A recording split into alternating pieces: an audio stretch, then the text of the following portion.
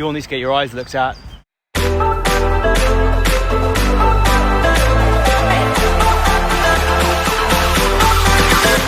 Hello and welcome to InstaClinic.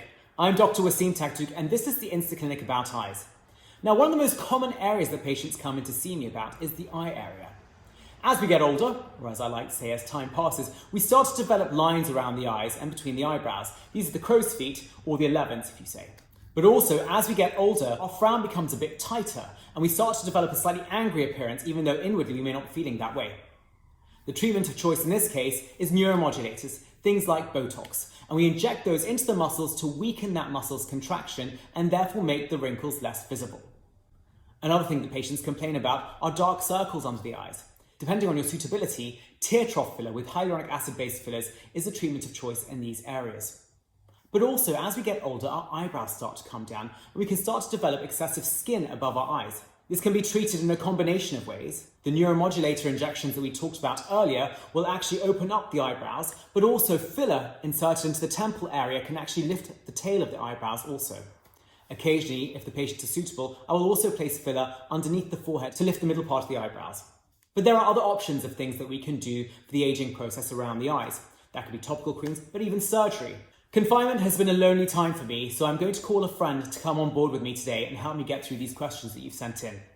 Dr Maryam, are you with me? Hi Wassim, thanks so much for having me in your InstaClinic. My name is Dr Maryam Zamani. I'm an oculoplastic surgeon with a special interest in facial aesthetics. I'm also the founder of MZ Skin and the co-host of the Guinea Pig podcast. How do you treat genetic hyperpigmentation around the eyes? This is a very difficult issue to treat. It is true that topical skincare can help to lighten this area. You would use topical lightening agents like a hydroquinone, like a retinol. You can use topical peels. Again, this has to be done in the hands of somebody who's experienced in treating this very delicate skin around the eyes. You can have significant irritation and downtime from these treatments. And you also have to have good expectations, so you're not going to have necessarily even skin tone everywhere from the eyes down to the cheeks, but you can definitely help to brighten that skin. There also are some lasers that are out there that can help with this, but again, you have to have realistic expectations. They're not going to change multiple shades of pigmentation, but rather very subtle changes. If you remove fat from underneath the eyes in blepharoplasty, does that mean that you can sometimes get a hollow underneath the eyes that might perhaps need fillers in future?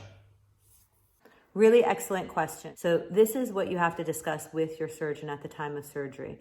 Generally speaking, we take a very small amount of fat out and sometimes even just redistribute that fat in the lower eyelid.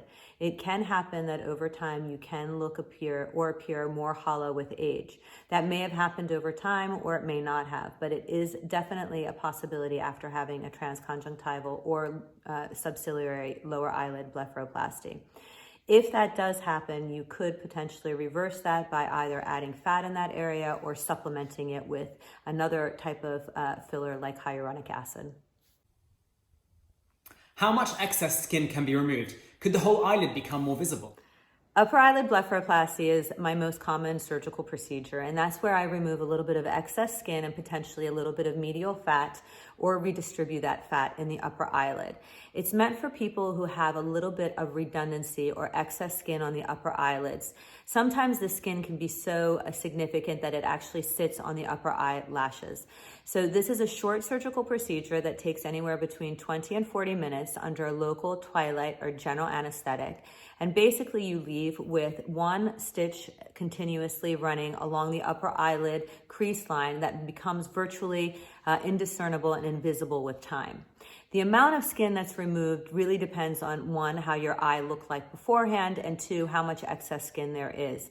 Remember, we always have to maintain the integrity of the eye, which means we have to be able to blink and make movements and show surprise. And so that requires a minimum amount of skin there afterwards. And generally, from where your eyelid starts, your eyelash, to where your eyebrows are, that's about 20 millimeters at minimum has to be maintained in order to maintain the integrity and the functionality of the eyelid.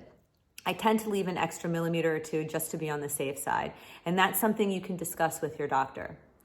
Another thing that people ask me with upper eyelid blepharoplasty is, will I be able to have eyelids show like mine? So there are two different kinds of eyes. One is when you have a lot of eyelid show, which is what I have. So even when my eyelids are open, you can actually see the entire eyelids. Then there's the other eyelid that where you see more of the brow and the eyelid is actually tucked in behind. In those individuals, sometimes that excess skin is really more prominent and notable at a younger age.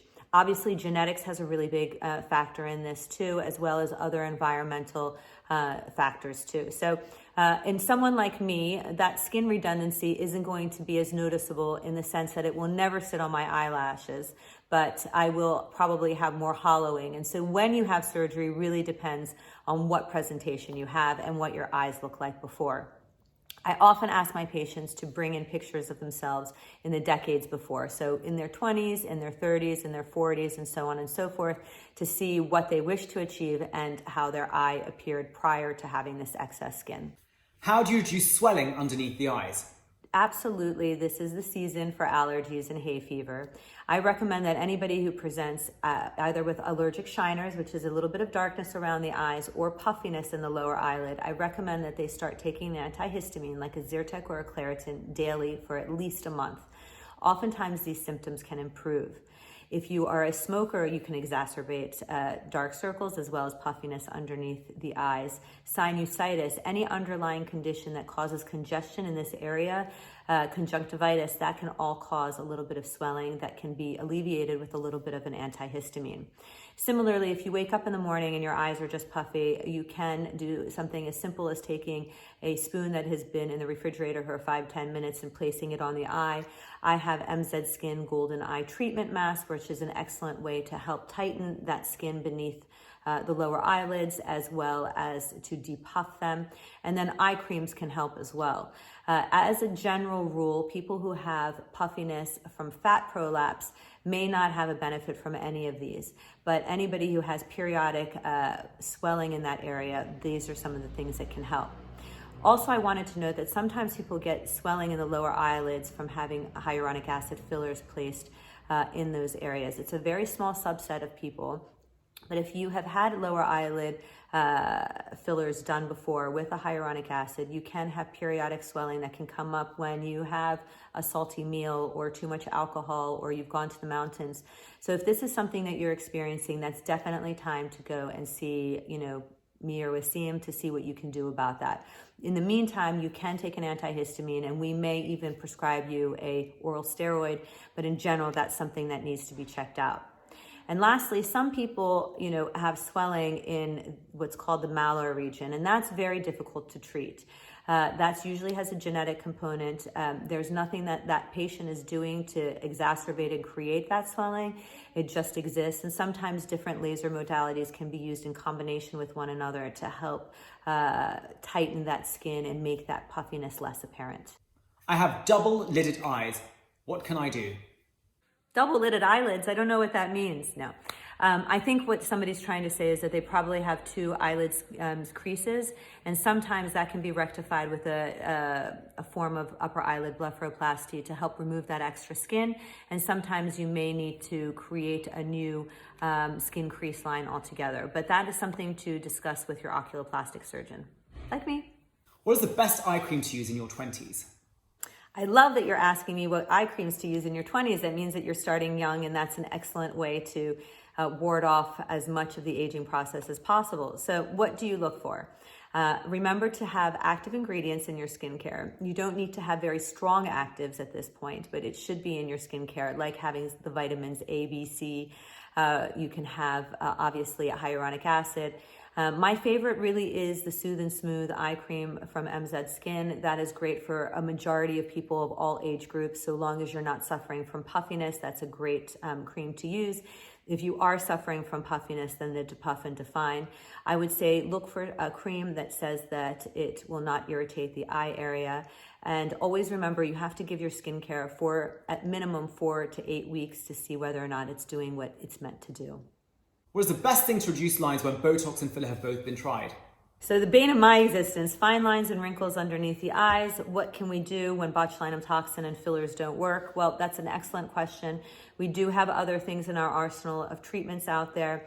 You can use skin boosters like Full Light or Profilo that can help hydrate that skin and therefore make it less apparent or apparent. You can also use a fractional ablative lasers like a CO2 laser that helps create microcolumns of injury in that area that stimulates your body to create new collagen.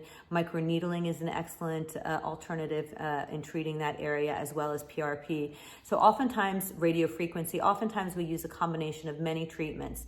But remember that skin is very delicate and you have to have realistic expectations. Nothing will be as good as having a lower eyelid blepharoplasty. But again, remember, once you have that surgery there, you will always have that little tiny, almost invisible scar. So I tend to tell patients to try and exhaust all the other modalities before we go down that route.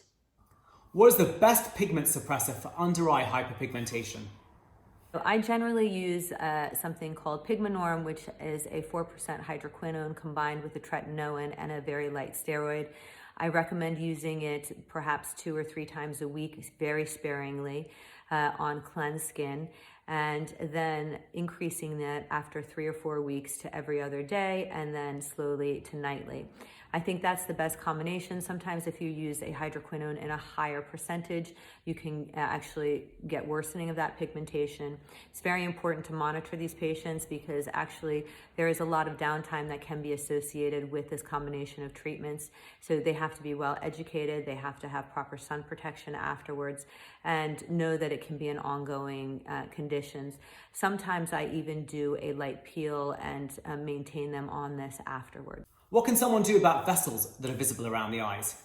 So you can have darker blue reticular vessels that traverse either the temples, the lower eyelid, sometimes even on the upper eyelid. And this is something that can be treated with a long pulse Nd:YAG laser. It's a very quick procedure that's done in my office in about 5 to 10 minutes. And basically what it does not obliterate the vessel. It actually just shrinks it ever so slightly so that it's not sitting so close to the surface of the skin and is therefore less noticeable when you're looking at it. I usually tell people it takes 3 to 5 sessions to get their benefit, but most people, after 1 or 2 sessions, they're totally fine. Obviously, the best results are in those that have the biggest discrepancy in color. So if you have lighter skin and bluer vessels, you're going to have a better result than somebody who has darker skin and you can't see the vessels so much. Again, like any laser, you could potentially have a little bit of swelling, redness, but most of that is, very short-lived within, 30 to 60 minutes.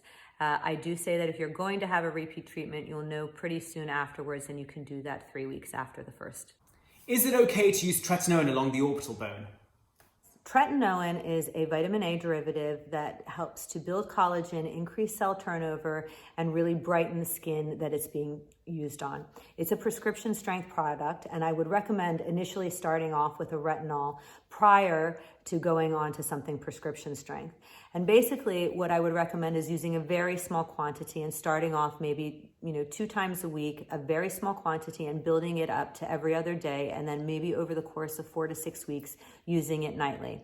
Once you've graduated from that, then I would then go on and have a prescription tretinoin. Now remember, anytime that you're using this vitamin A derivative, which is an excellent ingredient, as I mentioned, you have to be careful with sun exposure.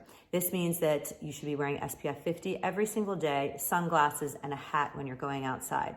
You may have some side effects initially, like dryness, flaky, irritation, and if you do, you have to be able to titrate it so that you don't have as many symptoms or signs from that product.